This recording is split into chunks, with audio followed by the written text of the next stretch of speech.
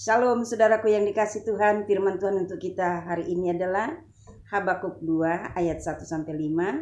Saya bacakan untuk kita semua. Orang yang benar akan hidup oleh karena percayanya.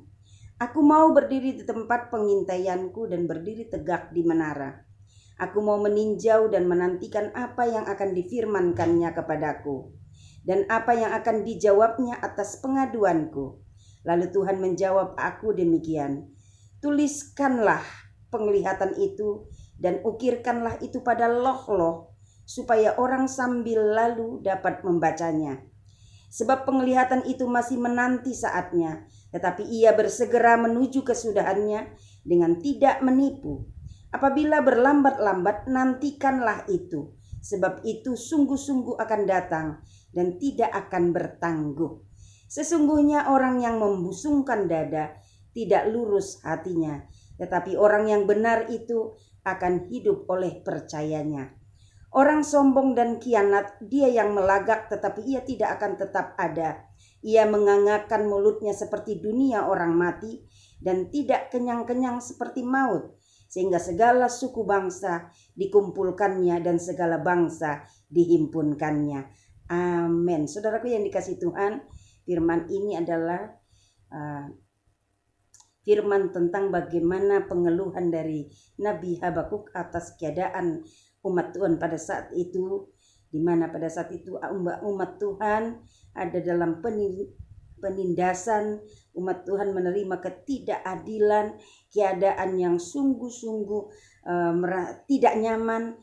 Jadi Nabi Habakuk merasa keadaan itu adalah keadaan yang tidak adil. Sehingga Habakuk meminta pertolongan dari Tuhan dan Habakuk datang kepada Tuhan. Dikatakan di ayat 2, lalu Tuhan menjawab aku demikian, tuliskanlah penglihatan itu dan ukirkanlah itu pada loh-loh supaya orang sambil lalu dapat membacanya. Apa yang dikatakan oleh Habakuk kepada Tuhan, dia bilang, aku mau berdiri di tempat pengintaianku dan berdiri tegak di menara. Aku mau meninjau dan menantikan apa yang akan difirmankannya. Jadi Habakuk datang kepada Tuhan dan sambil menantikan apa yang akan Tuhan firmankan, apa yang akan Tuhan katakan mengenai keadaan umat Tuhan pada saat itu. Tuhan berkata, dikatakan di ayat 4, sesungguhnya orang yang membusungkan dada tidak lurus hatinya, tetapi orang yang benar itu akan hidup oleh percayanya. Jadi Tuhan mengharapkan pada saat itu Habakuk dan umat Tuhan belajar hidup untuk percaya, walaupun keadaan sulit dan merasa tidak ada satu kemungkinan untuk keluar dari persoalan yang sedang dihadapi pada saat itu.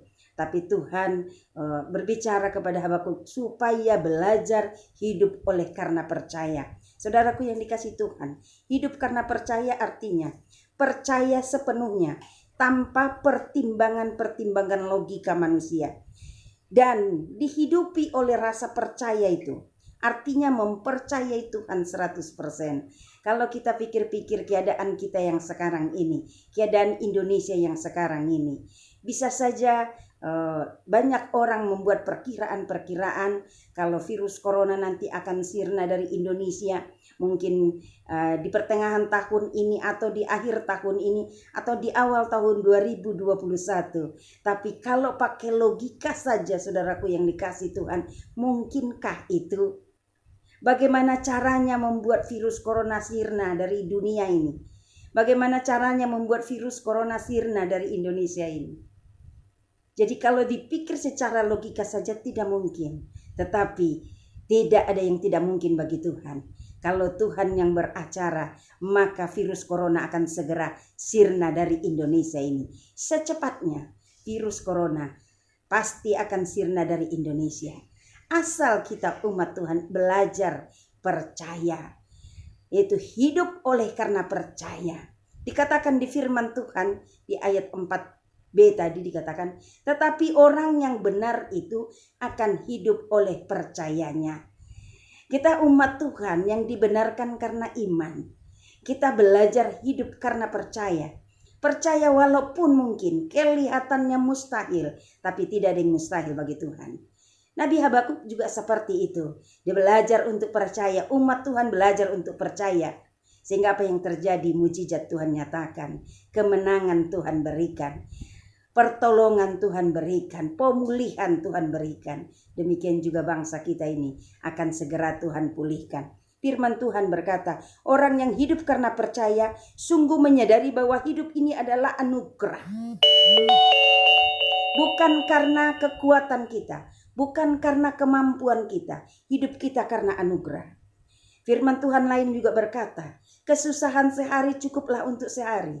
Saudaraku yang dikasih Tuhan, kalau kita percaya virus corona akan segera sirna dari Indonesia, percayakah kita juga dengan keadaan ekonomi, keuangan di Indonesia dan di berbagai kota, bahkan mungkin dalam kehidupan kita, ekonomi keuangan yang sekarang ini mengalami gangguan, mengalami penurunan, percayakah kita bahwa Tuhan akan segera pulihkan? Asal kita hidup karena percaya, maka Tuhan akan pulihkan. Belajar untuk mengatakan kepada diri kita sendiri bahwa kesusahan sehari cukuplah sehari, sehingga kita tidak ada alasan untuk mengeluh dan bersungut-sungut. Dikatakan juga di firman Tuhan 2 Korintus 5 ayat 7, sebab hidup kami ini adalah hidup karena percaya, bukan karena melihat. Mungkin kita belum melihat mujizat itu, tapi kita percaya mujizat Tuhan pasti nyata. Oleh sebab itu jangan pernah jemu-jemu berdoa. Lukas 18 ayat 1 berkata, jangan jemu-jemu berdoa. Berdoa dan berdoa terus, bangun benteng doa, perkuat doa, sehingga mujizat itu akan segera nyata. Seperti yang dikatakan oleh Pengkhotbah 3 ayat 11, Tuhan akan buat segala sesuatunya nanti indah pada waktunya. Jadi saudaraku yang dikasih Tuhan, mari kita percaya walaupun tidak melihat. Kita belajar untuk hidup karena percaya, bukan karena sudah melihat. Jadi saudaraku yang dikasih Tuhan, kita mungkin belum bisa memperkirakan secara logika kapankah virus corona sirna dari Indonesia. Tapi mari kita belajar percaya bahwa Tuhan akan mengadakan mujizat. Virus corona akan segera sirna dari Indonesia. Kapankah keuangan kita pulih? Mari belajar percaya. Virus corona Tuhan sirnahkan dari Indonesia, maka keuangan kita pun akan Tuhan pulihkan. Maka kesehatanmu pun, mungkin bagi engkau yang sedang sakit, akan Tuhan pulihkan. Keluargamu pun yang mungkin hubungannya kurang baik, Tuhan akan segera pulihkan. Apapun yang sedang kita doakan saat ini, mungkin saat ini belum terlihat jawabannya, percayalah bahwa semuanya akan Tuhan buat indah pada waktunya. Mari saudaraku yang dikasih Tuhan, mari belajar hidup karena percaya, bukan karena mengandalkan kekuatan, bukan karena sudah melihat mujizat itu baru percaya, tapi belajarlah hidup karena percaya. Tuhan Yesus memberkati kita semua. Shalom.